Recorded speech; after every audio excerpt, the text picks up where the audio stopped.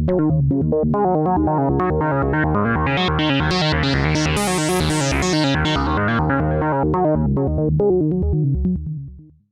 I'm Matt McCourt, and this is US Metal TV, brought to you by usmetal.com and Macoma Entertainment. It's all me. And, I think that might be eBay. But anyway, I'm a member of the group called Portland Paramount Experience on Facebook, and I like to share some of my experiences there. And the first show I ever went to was Canned Heat and Glencoe, and I think that was like 1971, and I had a black eye.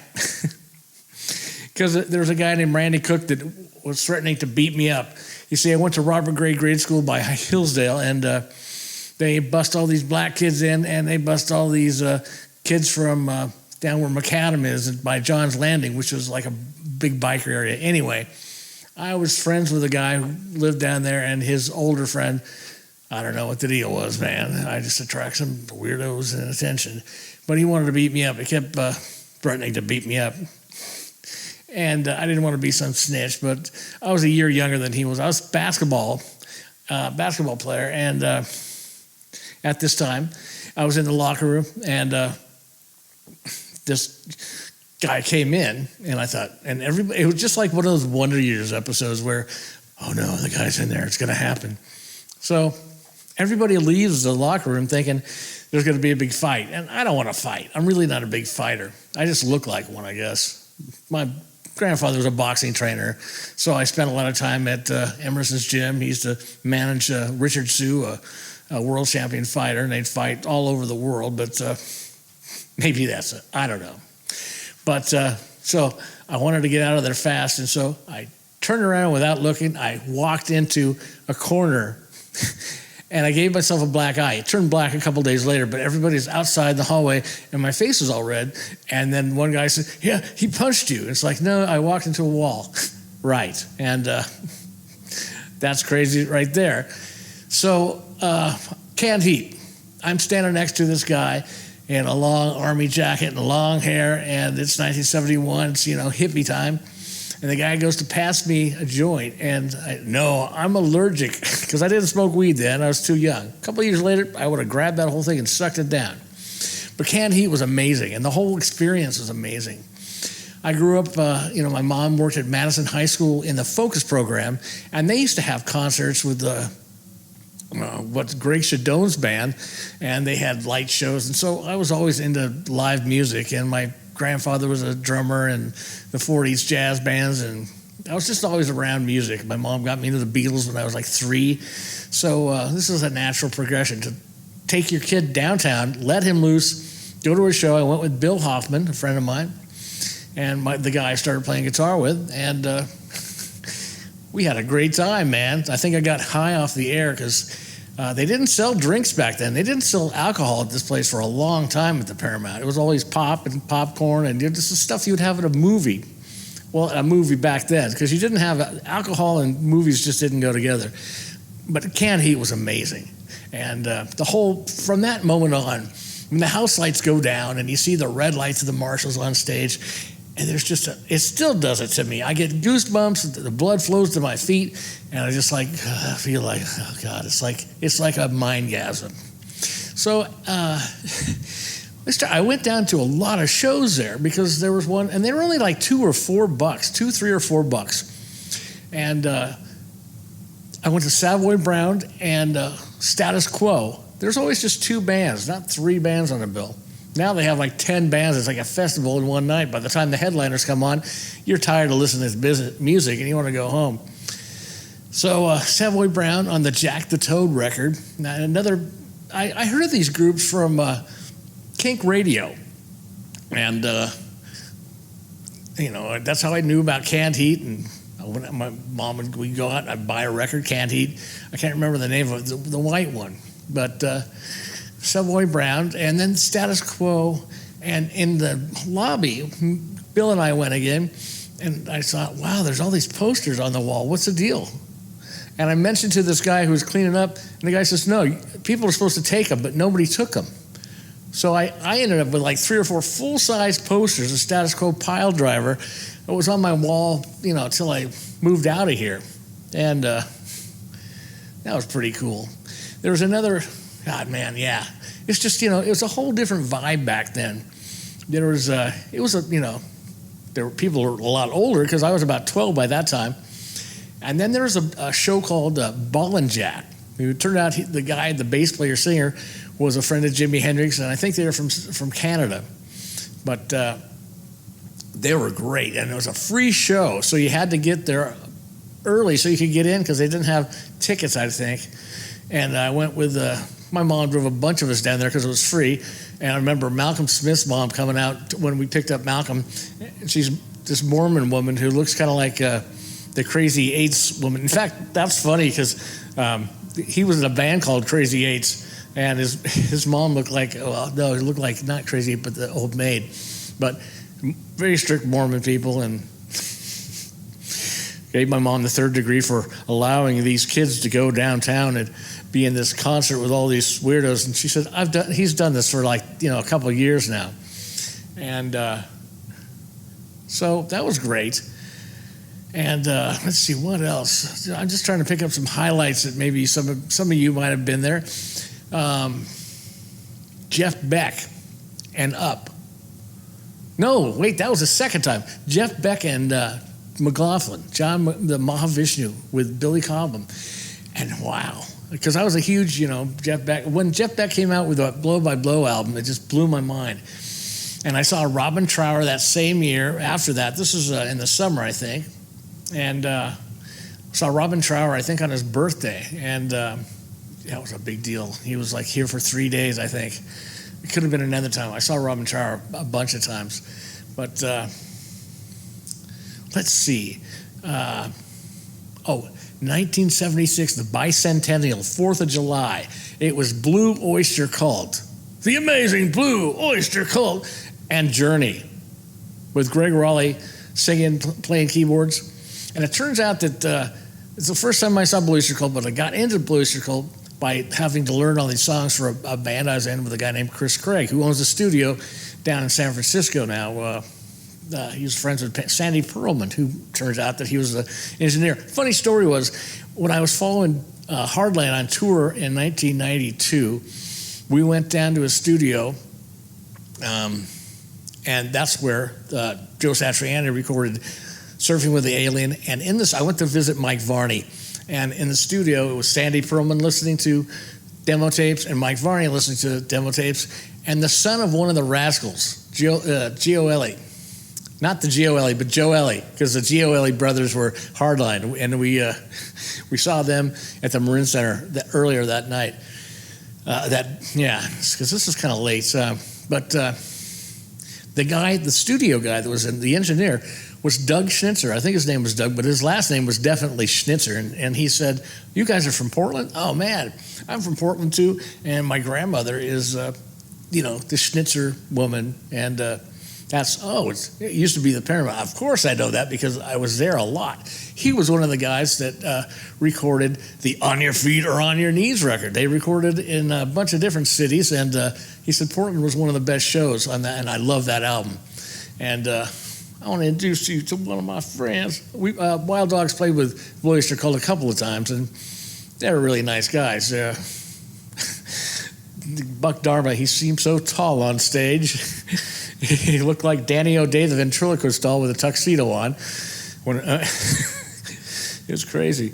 But let's see. I saw Jeff Beck with a band called Up and drank way too much tequila. And that was on the Wired album. And man, there's Rush on the 2112 tour that was promoting the live album. And they sounded just like the record, which is sometimes not my favorite kind of band. I like them to spread out. And that was the thing about bands back then. They would jam, and they would extend songs, and they'd improvise, so you could actually see musicians being musicians, not being a trained monkey playing a song like a cover band.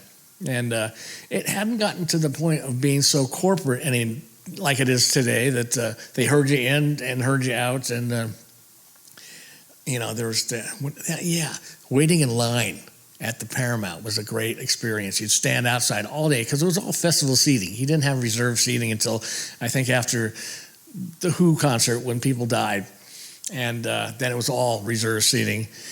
But you'd line up outside and you'd party all day, and the cops wouldn't mind, and there'd be Brian selling acid outside, or somebody else. They'd all come around and sell people. So, like, this is a group, like, kind of communal high on psychedelics there for a while.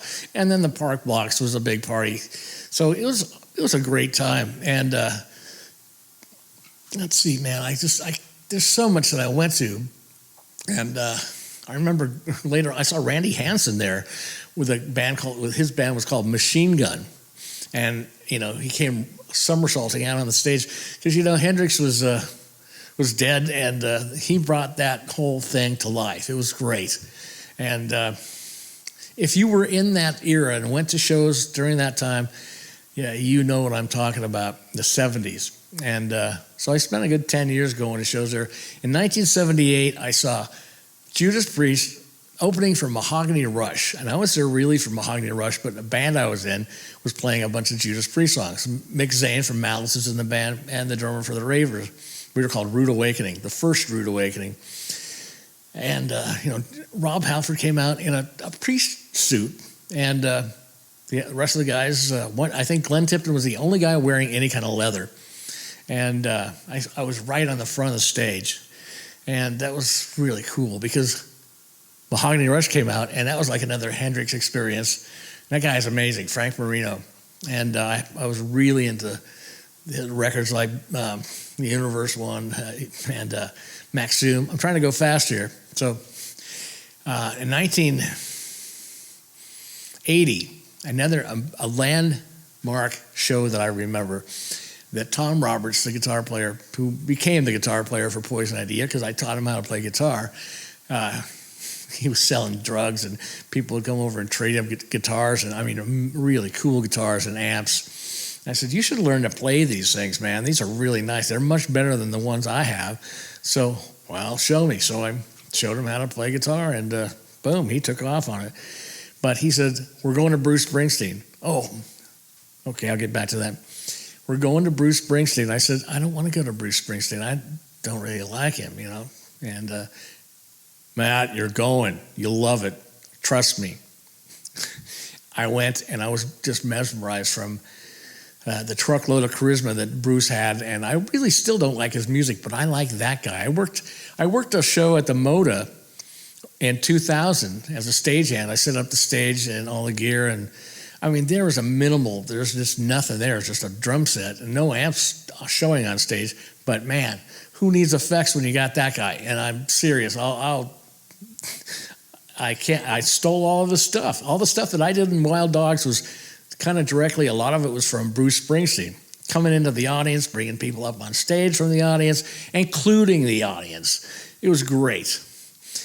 And I think maybe a year earlier I saw, because I got into punk rock about 77, and the Ramones and Sex Pistols were huge with me. So when I met Tom in 78, he was a roadie for my band. We totally got into the punk scene, but Ramones was there. And I saw the Ramones and maybe the Lude, but I'm not sure. But that was great.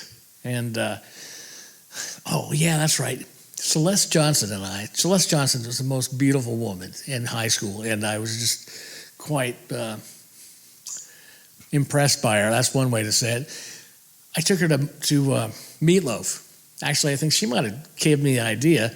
We got dressed to the nines. She had this red, like, spandexy, satiny dress and a fur coat, and I had, rock star stuff. And we went, and that was amazing. That was a great night for me. And hi, Celeste, if you're watching. And I still one of my highlights of my young life. And yeah, speaking of outfits, there was Tom Petty played, and it was KGON had a Catch a Rising Star concert series. So the shows were like 92 cents. Tom Petty was there, and the guys from Movie Star, they were called Jet. Actually, they might have been called Hell by this time. They became all these different bands, but they had all come totally in a big group, and they were all dressed like rock stars, and they were like real rock stars. The band that became Black and Blue is who I'm talking about. And I remember Barry, he had these knee-high platform boots. I kept thinking, where did the hell those guys get these clothes? Because I can't find them anywhere here. And there was no online stuff. They just knew somebody. They're Southeast. They're Cleveland High School. There's 2 high schools in Portland that really were rocker high schools, and it was Cleveland and Madison. And yeah. Oh, I went to Elvis Costello. Was anybody out there? Did you go to that show? The show where Elvis played like, 2, 3, 4 songs maybe, and somebody threw a firecracker or an M80 on stage. The bass player threw his bass down. He was pissed off, and he left, and they never came back. The show was done. I waited a long time to see that because I was a big Elvis Costello fan. And I think around that time, Devo played. And it was the first concert I ever saw where there was no amps on stage.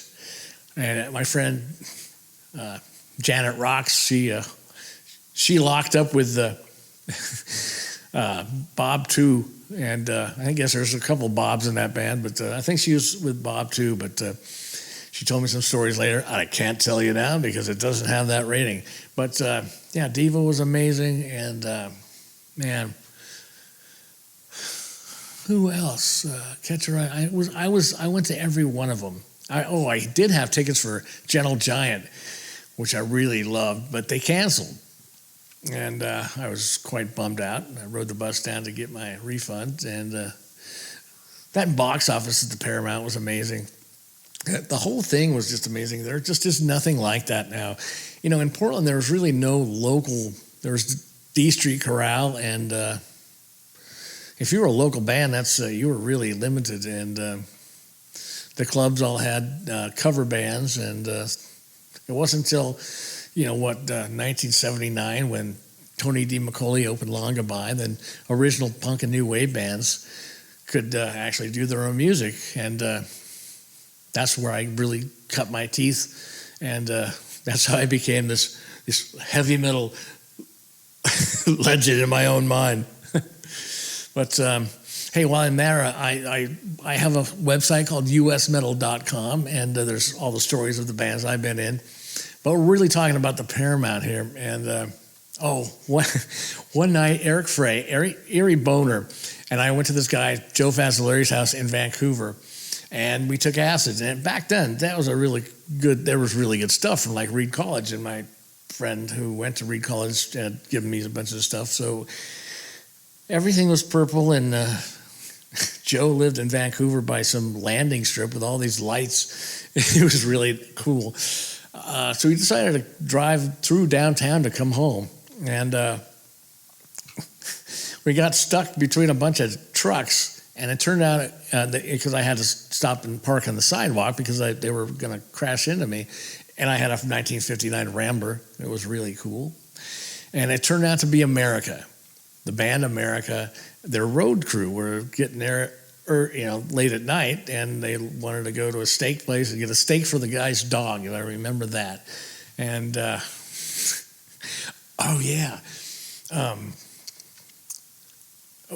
this band called The Lost. See, Greg McDonald, the road dog, used to work down there, I think from when he was 16. I remember seeing him at a bus stop downtown. I said, how do you get a job down there? And so it was a special kind of deal, and I didn't exactly know what he's talking about, special kind of deals, so I thought that was the very coolest job in the entire world at the time.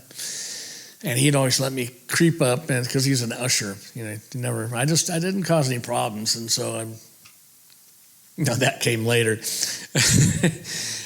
So I would get to go stand right in front of the stage, and even though my ticket and my seat was way back there. But this band, A Lost from Longview, that we used to play, that must have been about 1980. We played with the Long Goodbye with them and Chris Newman's band, the Untouchables.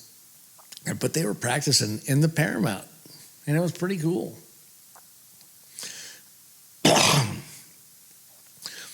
And, Malice.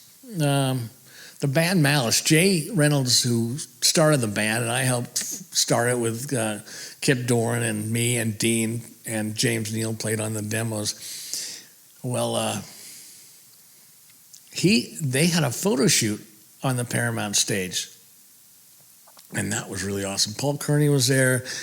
Hi, Paul. And Paul Kearney's a guy who practically was like, part of the woodwork there at the Paramount.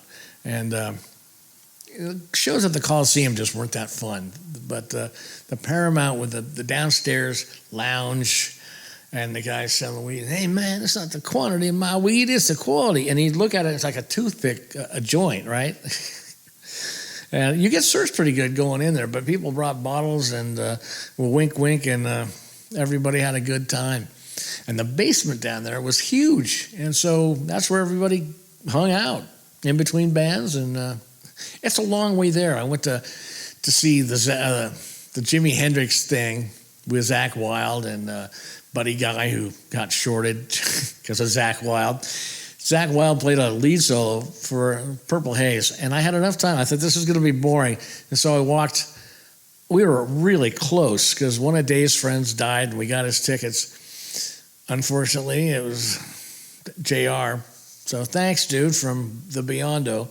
But I had enough time to walk all the way out to the lobby, downstairs, and the men's bathroom was all the way at the other end. So it's like, a good block. I make it back. I saw a guy that worked at PCC who was doing security and talked to him for a minute. And then that lead solo kept going on and on and on. But I think that's the last thing that I went to there. This is the Shinser.